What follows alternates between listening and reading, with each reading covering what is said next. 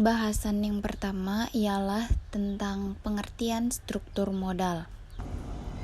Modal adalah hak atau bagian yang dimiliki oleh pemilik perusahaan dalam pas modal atau modal saham, keuntungan atau laba yang ditahan, atau kelebihan aktiva yang dimiliki perusahaan terhadap seluruh utangnya.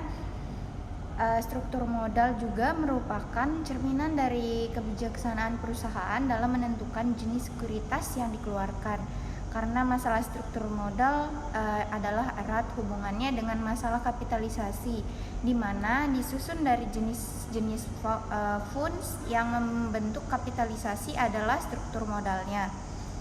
Struktur modal yang optimal adalah struktur modal yang mengoptimalkan keseimbangan antara risiko dan pengembalian sehingga memaksimumkan harga saham. Materi yang kedua ialah komponen struktur modal. Komponen struktur modal melibatkan sumber dana yang digunakan oleh suatu perusahaan untuk mendanai operasional dan investasinya. Terdiri dari utang atau hutang dan ekuitas. Utang mencakup pinjaman dan obligasi yang harus dibayar kembali, sementara ekuitas mencakup saham dan laba ditahan perusahaan. Komponen struktur modal menurut Bambang Rianto terdiri dari dua, yaitu modal asing dan modal sendiri. Modal asing atau utang merupakan salah satu sumber pembiayaan eksternal yang digunakan oleh perusahaan untuk membiayai kebutuhan dananya. Dalam pengambilan keputusan akan penggunaan utang harus mempertimbangkan besarnya biaya tetap yang muncul dari utang berupa bunga yang akan menyebabkan semakin meningkatnya leverage keuangan dan semakin tidak pastinya tingkat pengambilan bagi para pemegang saham. Menurut Bambang Rianto, modal asing adalah berasal dari luar perusahaan yang sifatnya sementara, bekerja di dalam perusahaan dari luar perusahaan yang bersangkutan. Modal tersebut merupakan utang yang pada saatnya harus dibayarkan kembali.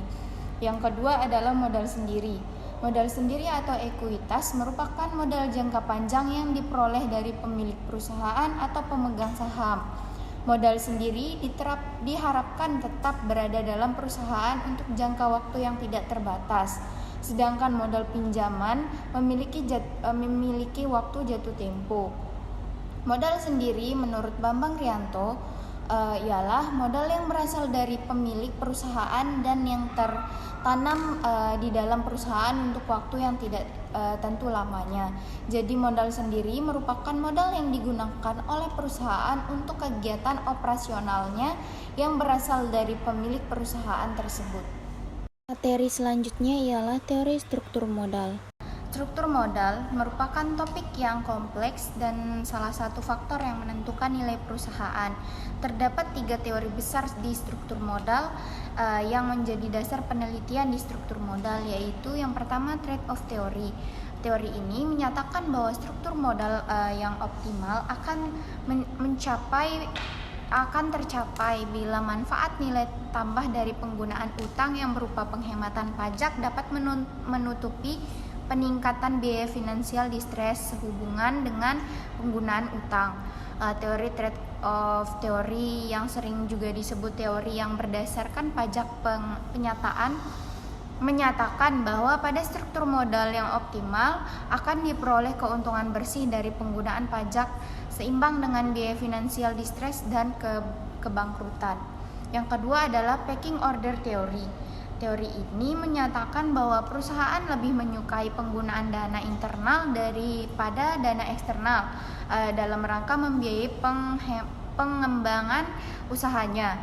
Bila sumber pendanaan internal yang berasal dari financial slack tidak mencukupi, maka barulah digunakan sumber pendanaan eksternal.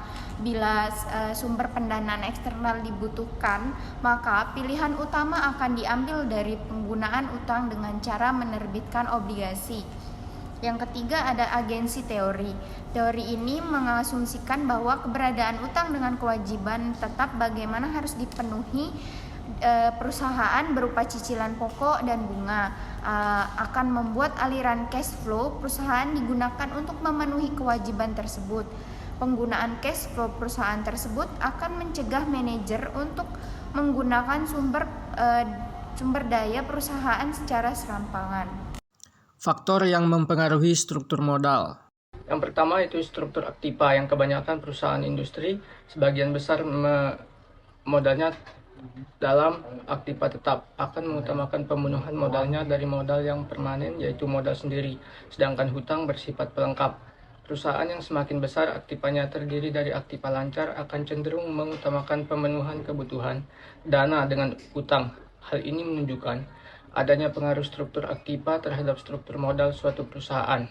Yang kedua, growth opportunity, yaitu kesempatan perusahaan untuk melakukan investasi pada hal-hal yang menguntungkan, yang dimana menggambarkan hubungan yang negatif antara growth opportunity dan leverage. Perusahaan dengan tingkat leverage yang tinggi cenderung akan melewatkan kesempatan dalam berinvestasi pada kesempatan investasi yang lebih menguntungkan. Dan yang ketiga, ukuran perusahaan. Perusahaan besar cenderung akan melakukan diversifikasi usaha lebih banyak daripada perusahaan kecil. Oleh karena itu, kemungkinan kegagalan dalam menjalankan usaha atau kebangkrutan akan lebih kecil. Ukuran perusahaan sering dijadikan indikator bagi kemungkinan terjadinya kebangkrutan bagi suatu perusahaan, di mana perusahaan dalam ukuran lebih besar ini dipandang lebih mampu menghadapi krisis dalam menjalankan usahanya. Yang keempat, profitabilitas teori pecking order, yang mengatakan bahwa perusahaan lebih menyukai internal founding, yang dimana perusahaan dengan profitabilitas yang tinggi tentu memiliki dana internal yang lebih banyak daripada perusahaan dengan profitabilitas rendah. Yang kelima, risiko bisnis. Risiko bisnis akan mempersulit perusahaan dalam melaksanakan pendanaan eksternal, sehingga secara teori akan berpengaruh negatif terhadap leverage perusahaan. Keputusan struktur modal dalam praktik. Yang pertama, analisis EBIT atau EPS. Melalui analisis ini, manajemen dapat melihat dampak dari berbagai alternatif pendanaan terhadap EPS, yang dimana pada tingkat EBIT yang bervariasi. Yang dimaksud dengan EPS adalah laba bersih sesudah pajak atau earning dibagi jumlah lembar saham perusahaan yang beredar pada analisis ini.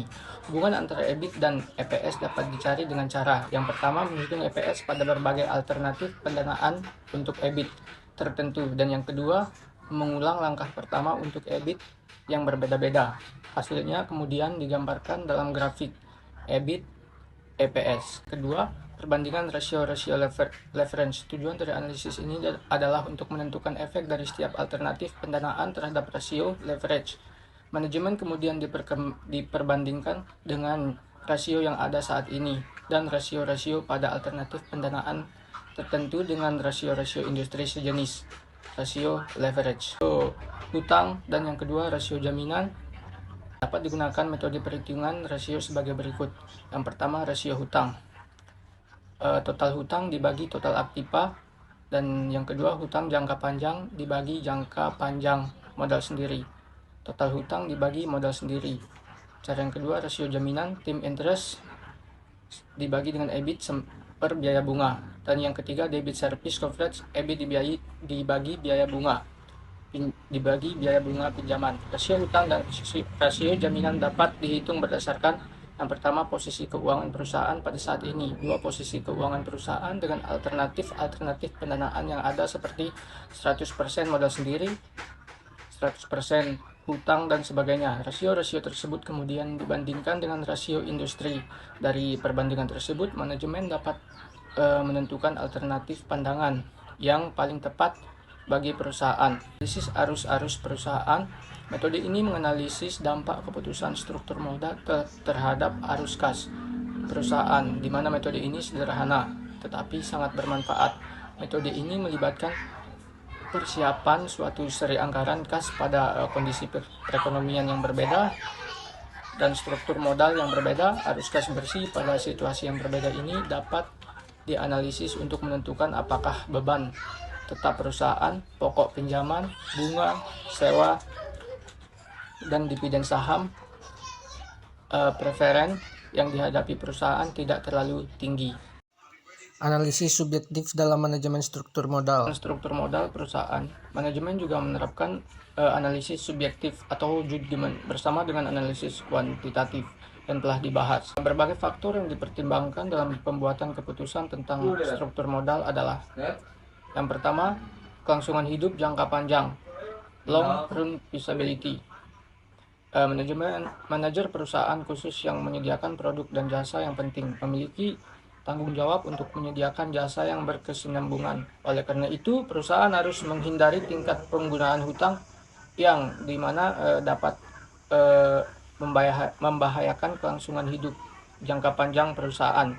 Yang kedua, konservatisme manajemen, yang dimana manajer yang bersifat konservatif cenderung menggunakan tingkat hutang yang konservatif pula atau sedikit hutang daripada berusaha memaksimalkan nilai perusahaan dengan menggunakan lebih banyak hutang. Cara yang ketiga, struktur aktiva. Perusahaan yang memiliki aktiva yang digunakan sebagai agunan hutang cenderung menggunakan hutang yang relatif lebih besar. Misalnya perusahaan real estate cenderung menggunakan hutang yang lebih besar daripada perusahaan yang bergerak pada bidang riset teknologi. Jadi kesimpulannya ialah modal adalah hak atau bagian yang dimiliki oleh pemilik perusahaan dalam pas modal atau modal saham. Keuntungan atau laba yang ditahan atau kelebihan aktiva yang dimiliki perusahaan terhadap seluruh utangnya. Struktur modal merupakan cerminan dari kebijaksanaan perusahaan dalam menentukan jenis sekuritas yang dikeluarkan. Karena masalah struktur modal adalah erat hubungannya dengan masalah kapitalisasi, di mana disusun dari jenis-jenis fund yang membentuk kapitalisasi adalah struktur modalnya. Dari uraian yang telah ditulis, maka dapat diambil kesimpulan sebagai berikut bahwa struktur aktiva atau tangibility, growth opportunity, ukuran perusahaan atau firm size, profitabilitas dan risiko bisnis baik secara simultan maupun parsial mempunyai pengaruh pada keputusan struktur modal suatu perusahaan. Dari faktor-faktor tersebut mempunyai pengaruh satu sama dengan yang lain, sehingga dengan demikian para investor, kreditor maupun manajemen perusahaan hendaknya memberikan perhatian yang lebih kepada informasi atas faktor-faktor yang mempengaruhi tersebut.